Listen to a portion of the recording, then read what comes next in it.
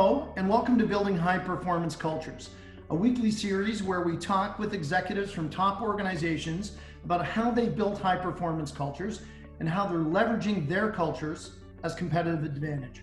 I'm Marty Parker, the President and CEO of Waterstone Human Capital, and I'm delighted today to introduce my guest, who's the President and CEO of ESEE Health, Shirlee Sharkey. Shirlee, welcome to Building High Performance Cultures.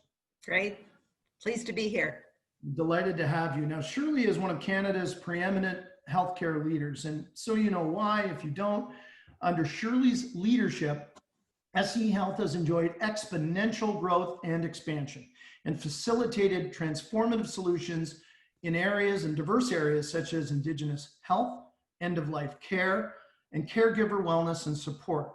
And today, the organization delivers 20,000 care exchanges, probably more since we wrote this, through its team of 9,000 leaders and professionals. Her commitment is equally impressive to community advancement, and it's evident with her leadership and involvement on many boards ranging from health to education. She's the chair of Excellence Canada and a member of the Canadian Centre for Aging and Brain Health Innovation Committee of the Baycrest Board. She is the past chair of George Brown College in Toronto and the former president of the Canadian Home Care Association, just to name a few of her roles. And academically, Shirlee is cross-appointed to the University of Toronto's Lawrence S. Bloomberg Faculty of Nursing and the Institute of Health Policy Management and Evaluation as an adjunct professor. She's appeared on a number of media panels and widely published on home and community-based healthcare, health transformations, social innovation, and breakthrough leadership.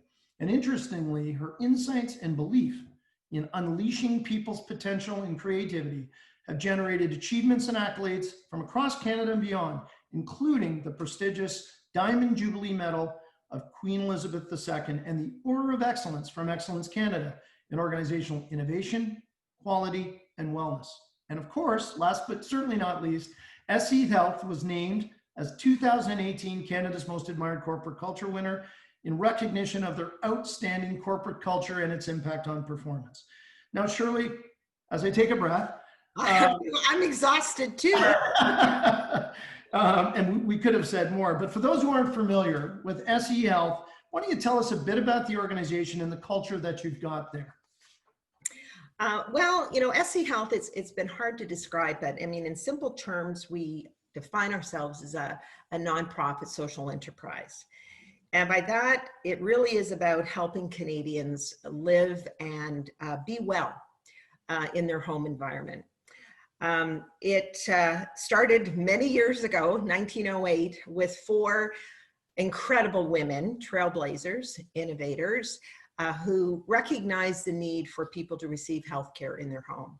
And today, as you described us, Marty, we're sort of, you know, Canada-wide with a huge and amazing workforce of talented health professionals.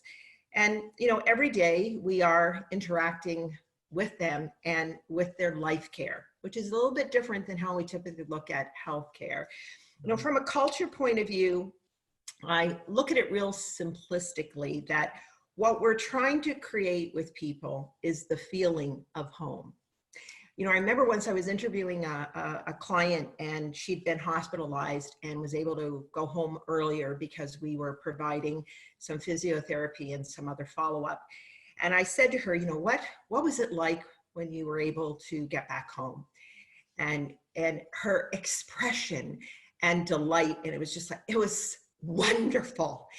And that's the culture we're trying to create, you know, certainly not only with our clients and families, but with all of our staff, with all of the people that have a connection with us.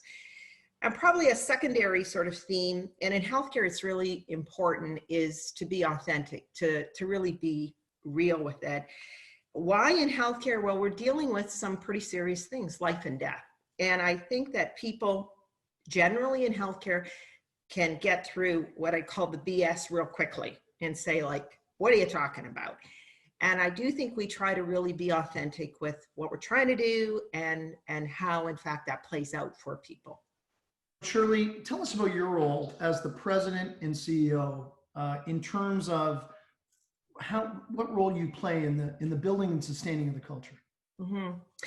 Well, I think the CEO in any organization, it sets the tone and sets the vision. And boy, you better believe in what you're doing or you'll be found out really quickly. I've been many, many years at SE Health. So I keep saying if it wasn't truly how I'm sort of defined, I would have been caught sort of really where there is some misalignment over the years. But I do think, you know, above and beyond setting the tone and the vision, what I have found over time, the CEO plays a very important role to scout out and to seek out the talent that are really aligned with the values and the direction of the organization. And that is so critically important that, you know, either I find out these people exist or they are attracted to the organization because of how we're living our culture. Because you've got to have the right people in healthcare. It's all about human services. It's all about people. So we can only accomplish what we do based on the amazing people we have in the organization, that we keep in the organization, and new people that we bring in. You know, and that's a big role in itself. But, you know, SE Health has been a real high performance and innovative organization, but as a social enterprise, as a not-for-profit social enterprise, how do you define high performance? Mm-hmm. Well, there are certainly the targets and the data and the statistics that I think any business needs to focus on, but I look at those as sort of table stakes. You have to perform to actually be well in any industry and be successful. What we've looked at with performance is how do we actually raise the bar, and how do we actually solve what are some real social issues above and beyond the business of home care and health professionals, etc. But, you know, some of the real difficult social problems that exist, what impact are we having, small or large, or even identifying that there are issues? Probably one of the key things I've been very proud of with SE Health is our end-of-life care. We provide a lot of palliative care in the communities with our, let's call it our business. But what we felt was critical is to invest and support so many other organizations and other services and rise up really the choice that people have to be at home by creating that capacity, not only within our organization, but within society at large. And over the last several years, we've provided about 5 million throughout the country in this area. In particular, in Toronto, we created our Journey Home Hospice, which is end-of-life care for the homeless population. And that's where certainly the financial targets and growth and productivity, those are interesting. But for me, what gets you over the finish line with performance are these kinds of social impact changes that we're trying to make. Yeah, it's true, that small dent, but at least we're trying to make that small dent. Well, it's really interesting because the SE Health mission is to spread hope and happiness. But you're in, as you said, a very binary business, if you will, or organization, and talk about how you can do that and how that helps you drive outcomes in what can be a very serious business with a lot of things being, you know, pulling on you. Yes. You know, it's not a very traditional healthcare mission. And actually, when I get up sometimes and say, SE Health, people, talent, numbers, and what we do, we spread hope and happiness. Everybody sort of goes, does she realize where she's talking, that this is a health conference? And I will go, yes, I do. And we do want to change the language because we want to move beyond describing what we do and who we are. And in healthcare, we typically move right into that. You know, we're health professionals, these are the services we provide, but much more to a whole level of social purpose and what we're trying to actually achieve for people. I mean, it's certainly quality, excellence, innovation, safety. Again, I look at those as the table stakes of what any organization needs to have. And I don't suggest that it's a simple process, but I think to really strive for something different and really reach a different level of performance as an organization, you know, this is where you have to, I think, come up with new language that explains what it's all about. We had a virtual town hall meeting, and we interview some of our staff and, ask them questions, how they're living this hope and happiness. And actually for years, we actually gave people $25 and said, now spread hope and happiness in whatever way you think is relevant. But actually during COVID, I was talking to one of our healthcare aides in Alberta, and she was saying it was a very simple action that I took.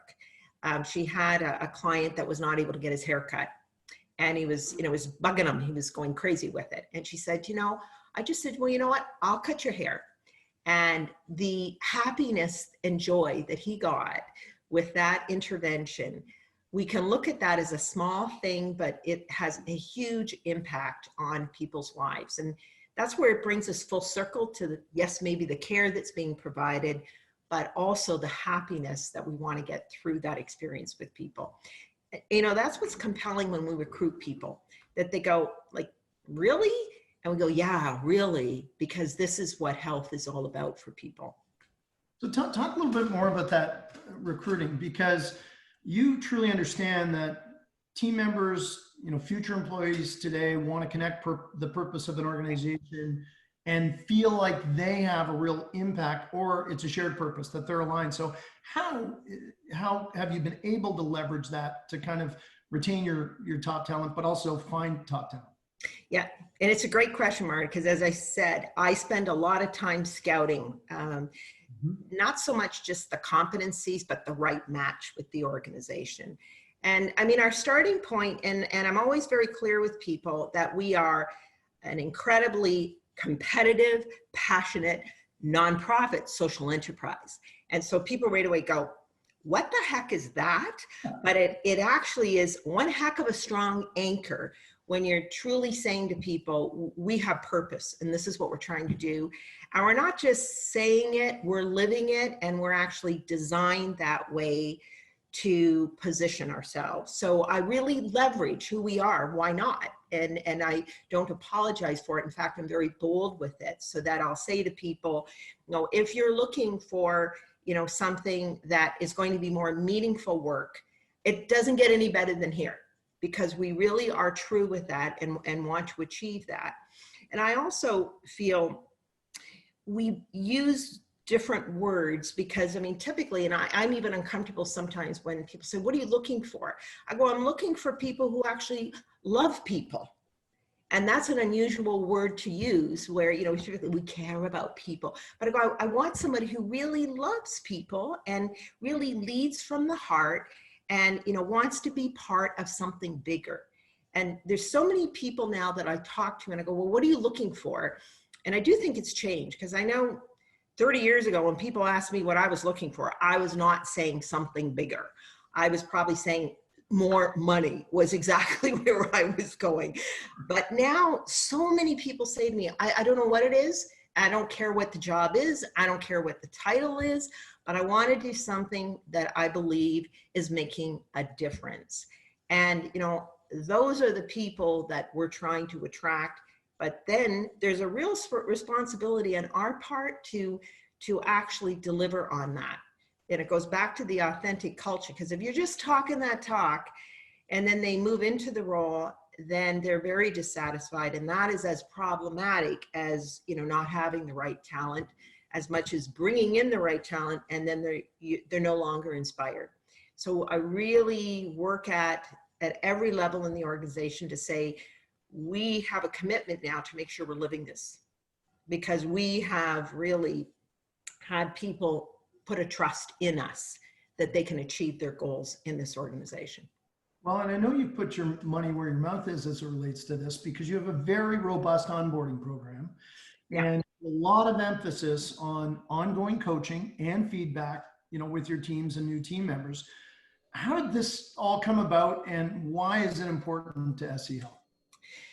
Well, I think the very nature of home care is an interesting phenomenon that we realized it's not only a different setting that one needs to work in, and it is a different culture, a different environment where independence, autonomy, multitasking, dealing with traffic, dealing with dogs, dealing with all sorts of things creates the need for our talent to be quite independent and to know when they need help and reach out, and know when they don't need help, how to execute and have things really take place.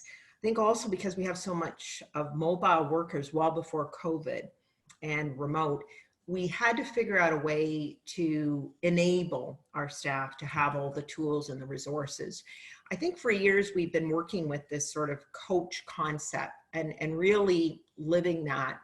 And that's, again, different in healthcare, where it's typically supervision, hierarchical, you know, a bit of a military background, where ours has been more, just because of the environment, we have to coach them differently. And we've always had sort of the ESEE coach approach.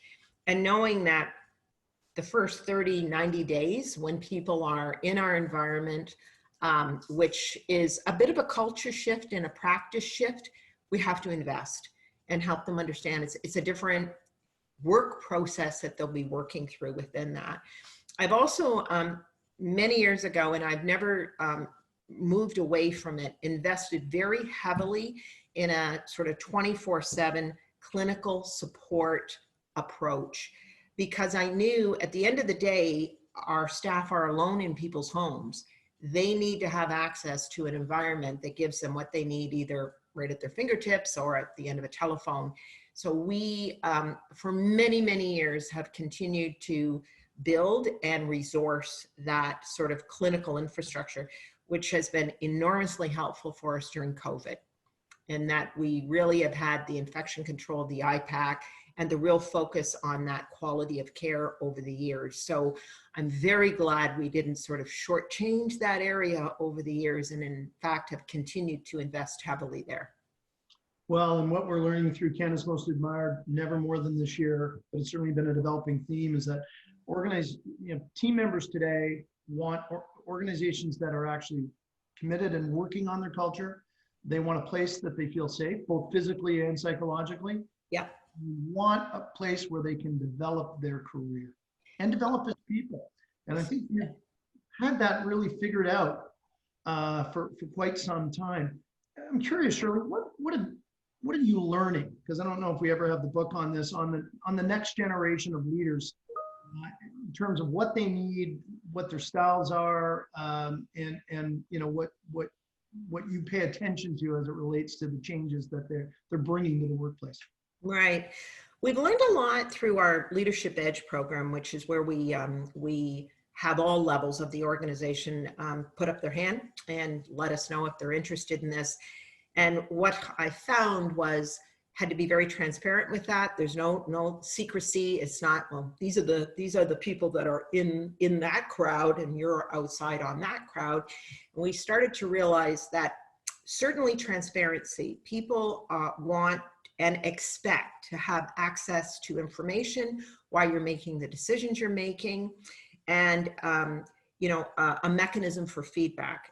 We've heard about this for years, feedback, communication, etc. But I think it's different now, where I have to be vulnerable and actually share many things with our workforce that I think many years ago I would go, well, I can't possibly have them realize that I don't have all the information, where now I am having them realize this is as good as it gets at this moment in time, and we're all going to work together. And I've been thrilled with how people want to respond to that and want to be part of sort of the call to action. I think digital orientation is another one, with certainly millennials, where they're, for God's sakes, would you use the tech and the communication that exists, and please get with it, so that we can get through what we need to get through faster and achieve what we want. And so they should be demanding that, because I do think we kind of stifle some of that improvement that could take place just with better information communication exchange. I think too that it goes back to this authentic, like, are you real?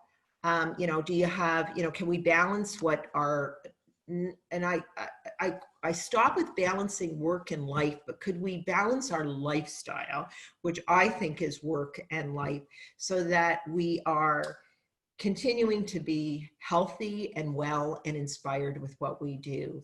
And I do think that the millennials have a different take on that in a very positive way, to to look at, again, certainly having results, but also trying to live a happy life and trying to be fulfilled in what they're doing at the same time.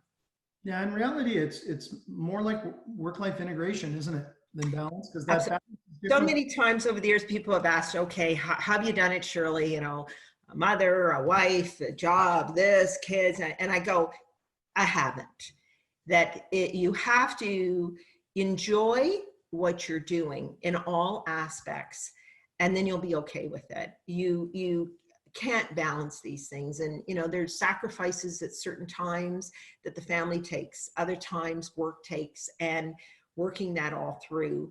And that's why I always say to people, make sure wherever you're working, you actually really believe in it and love it, because then you won't be looking for this perfect balance. You'll make sense of it, and your family will help you work through that, because they'll want to see you happy. So you'll all work together to kind of make it work. And I think we've moved beyond this, how do you compartmentalize and balance it all, to how do you live life?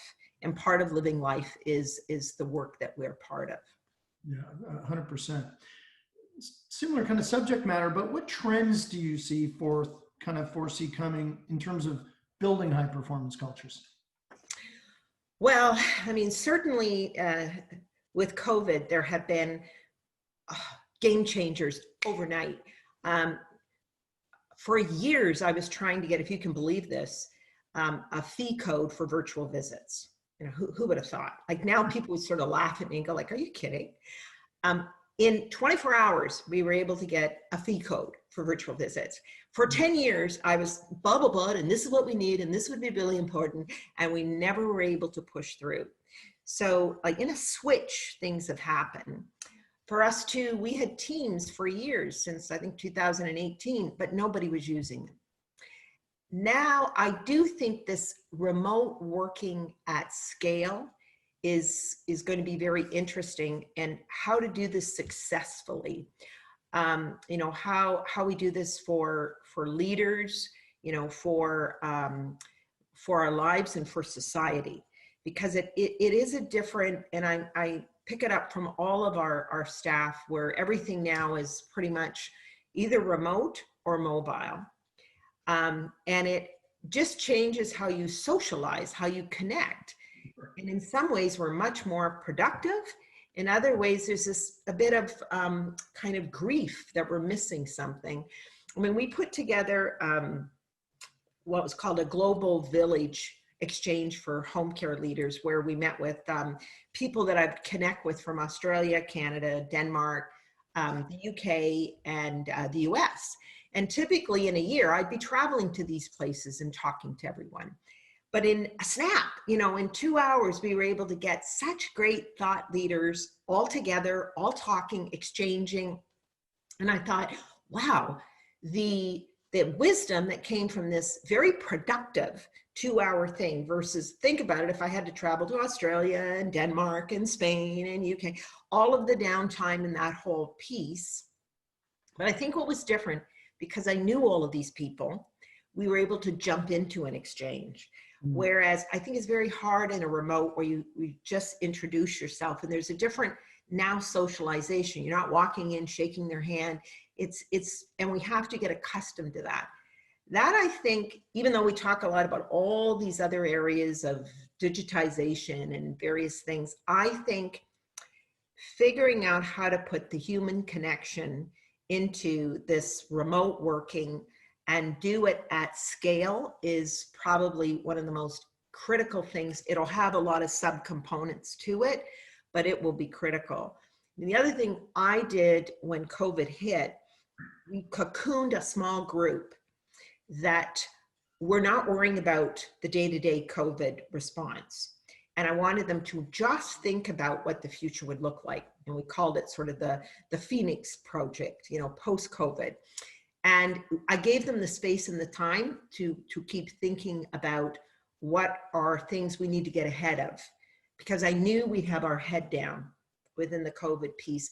And that also has been very helpful, because we've been trying to square this sort of further out thinking with the day-to-day, and bring some of the planning together as we move, in particular with wave 2. We're continuing to actually move on some of these new ideas with also what we've learned from the day-to-day COVID. So it is another piece of, I think you have to cocoon and position things well to allow for some of that thinking in the future versus assuming it'll just happen in some of the areas of the organization. It has to be intentional with how you put that in place. Well, and I've heard so many of those type, call them future focused, skunk works, whatever you want to call them, that have been waylaid during COVID. And you're one of the first people I've talked to that, you know, originated it, kept it separate, cocooned, and continues to move forward on that. You know, no wonder that you have an order of excellence from Excellence Canada in innovation and quality. That's you know, not surprising. So my last question, Shirlee, is more of a kind of mentorship advice, wisdom type question, and that is, you know, what's the one piece of advice that you would give to someone who's starting out on their high performance leadership culture journey, either in their own organization, it could be in healthcare, it could be as a professional manager? What would you share with them? Well, I have a couple of thoughts. God forbid I actually follow directions and just give you one, but they're kind of both related. And it's something that someone told me many years ago with all the decisions you need to make. And especially as health professionals, you're socialized. I have a nursing background. So you're socialized, right, wrong, diagnosis, treatment. There's not like, you know, round it up and, well, I sort of think. It's sort of yes or no. And it's the moment of absolute certainty will never exist.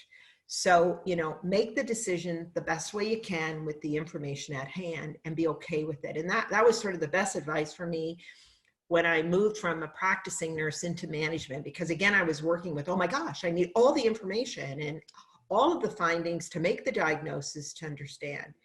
And the other one, and I've heard this more and more lately, is don't let perfection be the enemy of the good. And again, I relate that to healthcare because we're so evidence driven and very logical and scientific driven. When you move into leadership and management, there's such an art form to that. And because it's all about people, even more so.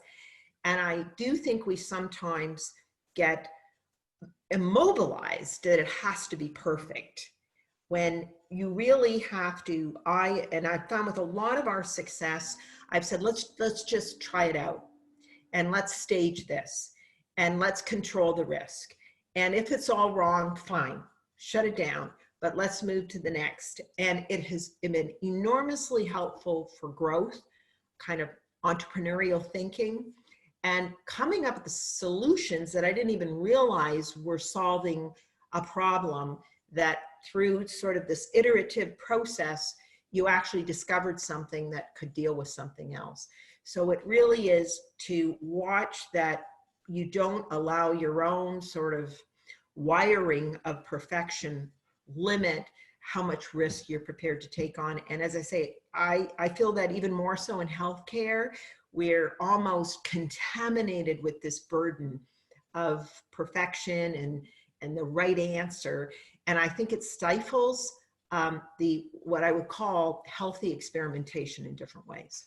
Well, and I think we're learning through COVID, whether it's in healthcare or anything else, that we can't be right all the time, and we've got to make the best decisions that we can.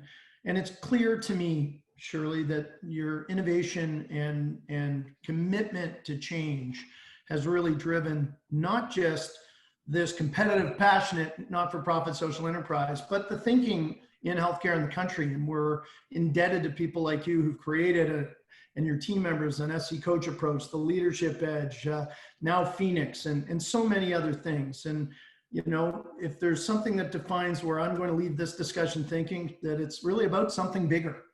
Yeah. What is it that's bigger and can be done? And so on that note, I really want to thank you, not just on behalf of our audience, Canada's Most Admired Winners nominees and our clients, but on behalf of Canadians who are benefiting from some of that thinking. And, you know, if you think about end-of-life care for homeless population alone, what an incredible initiative, what an incredible legacy, let alone all the things that haven't been done yet that you and the organization will leave. So I want to thank you again, our guest today, Shirlee Sharkey of ESEE Health. Thank you, Shirlee.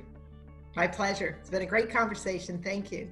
So much fun. And I would love everyone to join us next week for another edition of High Performance Cultures. In the meantime, if you want to learn more about the topic, please visit us at waterstonehc.com.